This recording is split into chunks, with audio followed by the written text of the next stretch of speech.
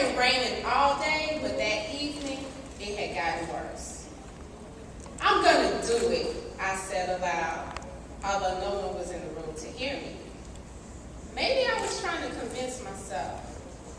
I picked up the phone and began dialing numbers, but I hung up before I finished. You can do this, I said, giving myself a pep talk.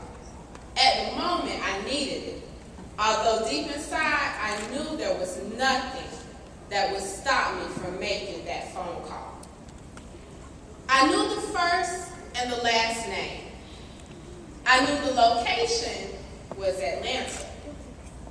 And I knew the nickname was Shine. It's amazing what calling 411 and a little internet research can do for you. I had a list and I called every number on the list. Some people were nice, but most were not. Some just hung up on me. Others cursed me out. A few simply said, "Ma'am, I'm sorry, but you have the wrong number." They were all the wrong number, except the last one I called. When she answered the phone, I nervously asked, "Can I speak to Mr. Jackson?" "Who's calling?" she asked. Her voice cracked when she spoke. She sounded older. Should I give him my last name? That wouldn't be smart. He might not know me, but I'm sure he'll remember her. Just tell him it's Miss Wolfolk," I said. The older woman with the crackling voice put down the phone, and I could hear her scream in the background, "Shine! Telephone!" I was speechless. "Breathe," I kept telling myself, but it didn't seem like air was possible. Could this really be happening?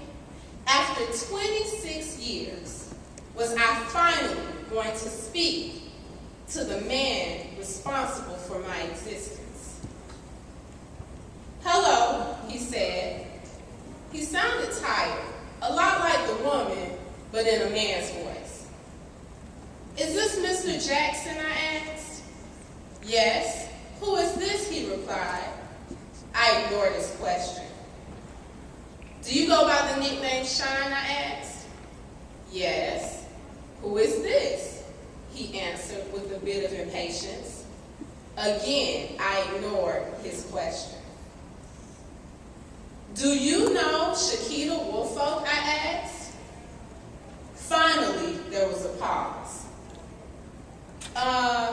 Who is this?" he said, sounding concerned. He should be, I thought to myself. Then I said the words I had waited 26 years to say. "This is your daughter, and I know that you know about